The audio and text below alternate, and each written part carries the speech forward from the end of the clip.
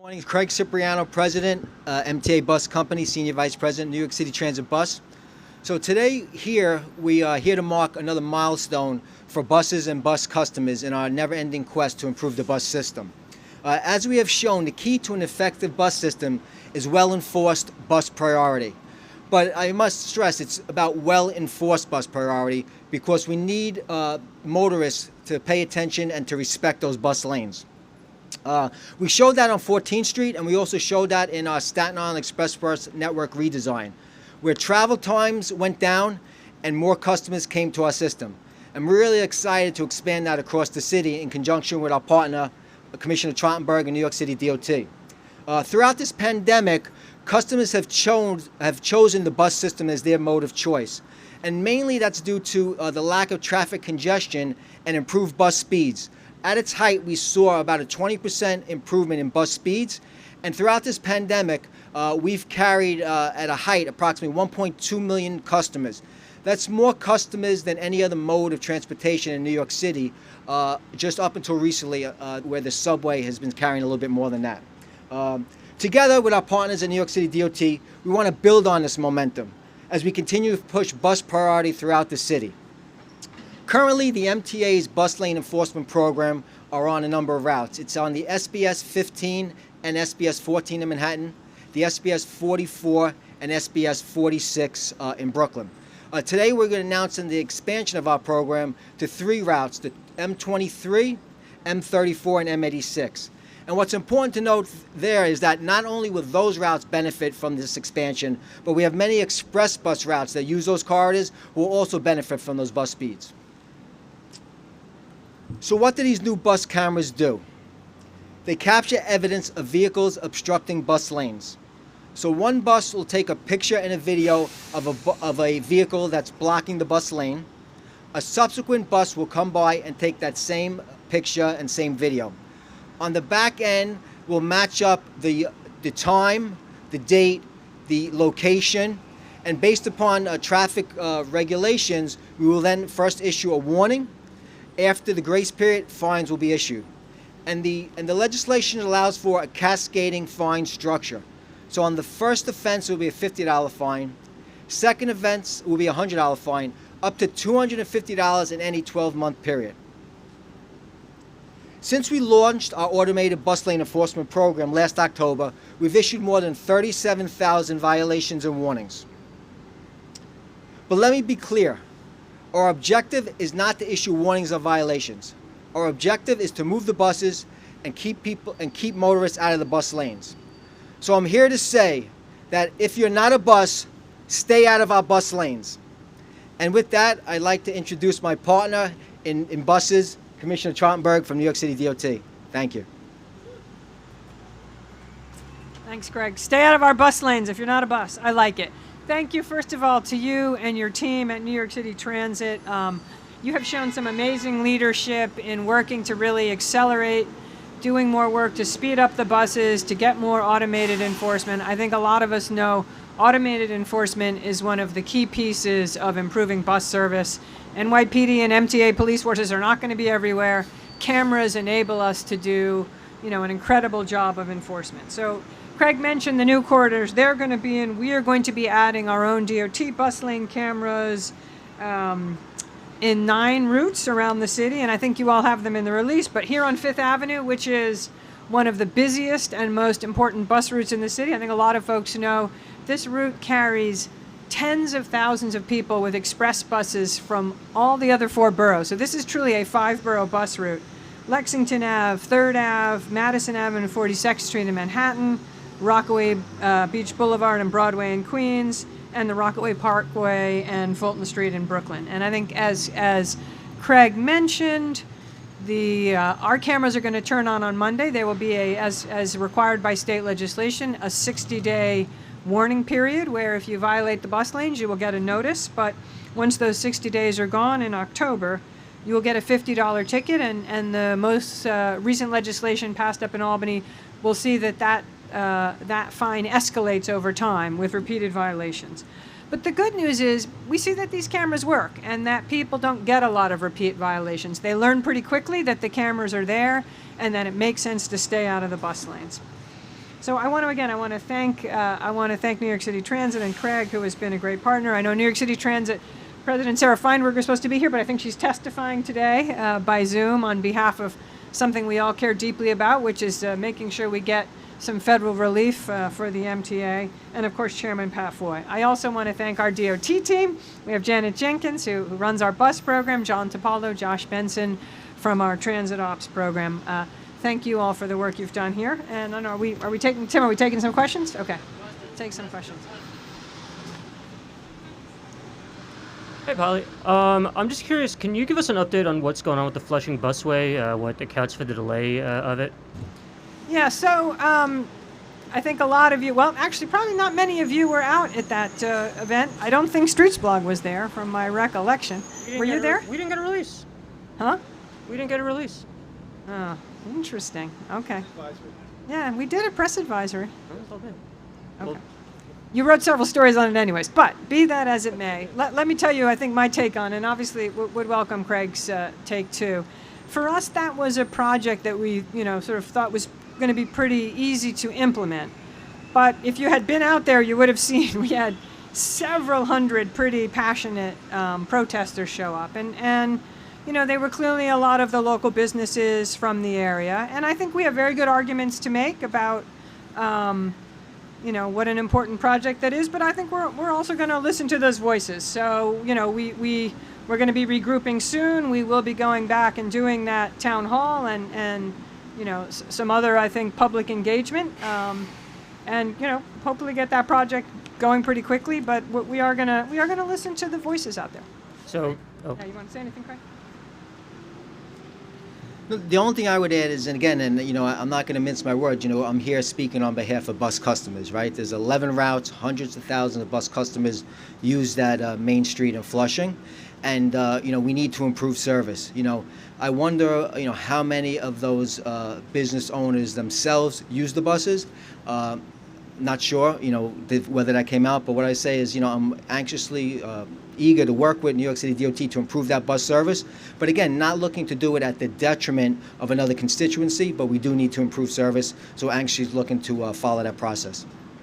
and I guess just a quick follow-up. I mean, you mentioned you came armed with facts and things like that. I mean, what is there that you can say to make people happy who chant things like BLM stands for Business Lives Matter?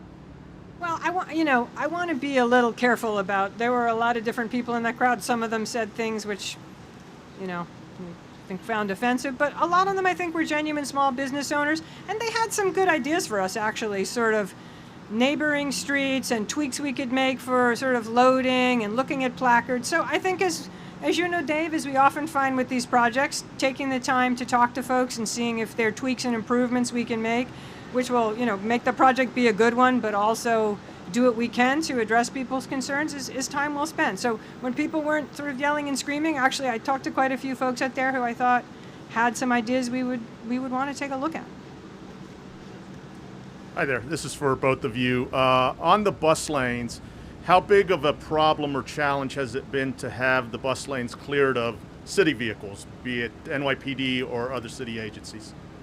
Yeah, I mean, I talk about that for a sec. I think the city has, and you all know the mayor has talked about this, I'd say several times over the past couple of years, and, the city has made a much stronger and more concerted effort to message that city vehicles, police vehicles, et cetera, should not be in the bus lane. I think we have seen some progress there. I'm not going to say that the problem is completely solved, but we also now have in the city, for people who are not making appropriate use of their placards, a 3 strikes you're out policy, which we've been starting to implement. So I wouldn't say we've solved every problem, but I think we've made some progress. I'd be interested in what Craig had to say. Yeah, from my perspective, I wouldn't say that it's a city vehicle problem. We definitely have problems with official vehicles, whether it be Postal Service, some city, commercial vehicles such as FedEx, UPS, and others. What I would say is that when we started this program pre-pandemic, we identified some classes of vehicles. We started to work with those groups, whether it be some commercial fleet owners, some city vehicles, Postal Service. Unfortunately, during the pandemic, we got a little bit sidetracked, but we're eager, we're anxious to get back to the work that we were doing. Yeah, two questions. Hey, Craig. Wanted to see what the update was on collecting fares on buses at this point. Sure. So we're on target. We made the announcement that in August we are going back to front door boarding and fare collection. And what's really important about that is that we protect our bus operators, but also we recognize we need to provide added space for customers. And we're on target to put those barriers in by the end of August. Still on target. Okay, thanks. And Polly, for the NYPD checkpoints for COVID, is there any idea of how DOT will regulate traffic during that time? Right, and remember, actually, it's really going to be the sheriff's office that's doing those checkpoints, and we're working closely with them, obviously, to try and, I think, pick places where, I think sort of all the city agencies working together think we're likely to find folks that are coming in from out of town, but also, right, try not to make it sort of congestion hotspots. And I think if you saw the coverage, it's going to be, we're not going to stop everybody. It's going to be random, and it's going to be, largely, I think, an educational process. But I know that the mayor feels strongly like here we are in New York City after being the epicenter of the epicenter, and we've come so far, and now, potentially the biggest source of, infections is unfortunately folks coming from other parts of the country now where COVID is not under control. And I know the city just wants to send a strong message. Please, if you've come from one of those hot spots, please quarantine and don't do something to set this city back after all the sacrifices and hardship that we've been through. Thank you. So just to reiterate, I mean, do we have a hard date on when the Flushing busway might actually go in, or is that just kind of up in the air at this point? I don't have a hard date. Again, I think we're going to reschedule that town hall very soon, and we'll let everybody know. It will, I think, be sooner as opposed to later, but I can't give you a date today.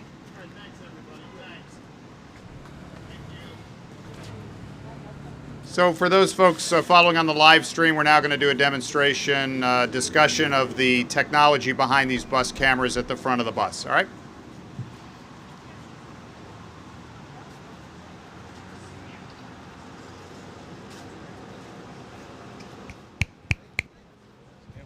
Hello?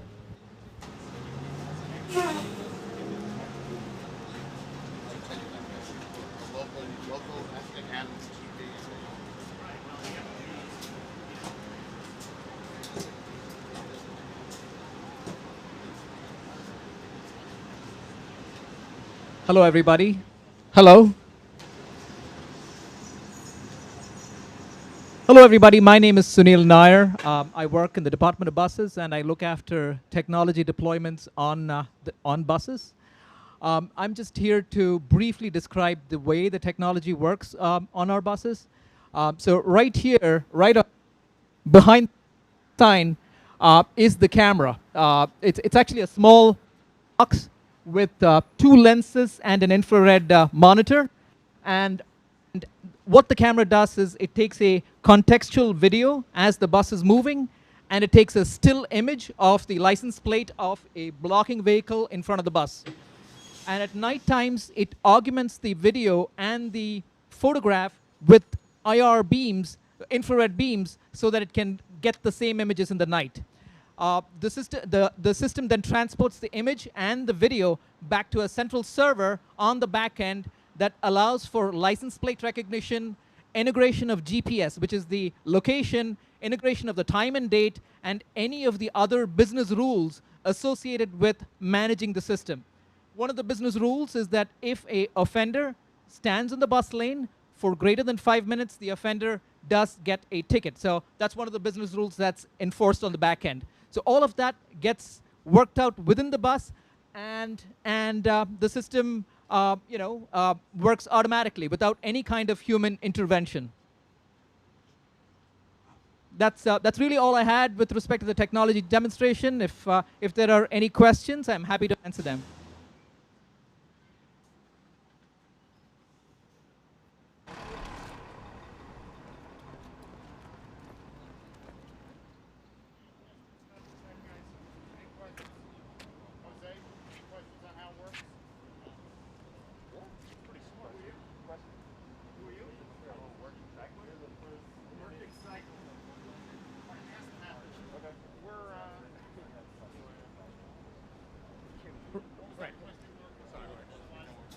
So let me get this straight.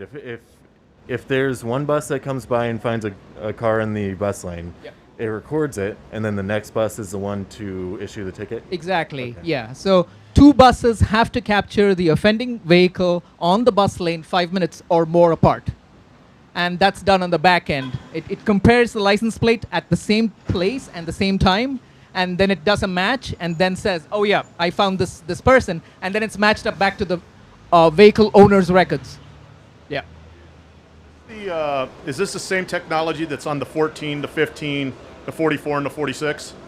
I The same type of camera, the same technology on what? on the other bus routes that currently? Absolutely, yes. Okay. Yeah, it's the same technology in all the buses. We have, 6 routes right now, and it's the same technology. Thank Yeah. you. Absolutely.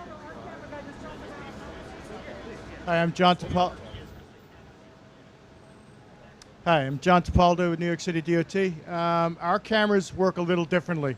They're at fixed locations Our cameras work a little differently. They're on fixed poles, and they record images of vehicles that illegally use the bus lanes. We primarily enforce not only stopping vehicles in the bus lane, but also vehicles who use the bus lane to travel through, to use it as a through route. We will record the video and we will process humanly. We have a human look at the video to make sure that the vehicle proceeded through the bus lane without turning as they're supposed to.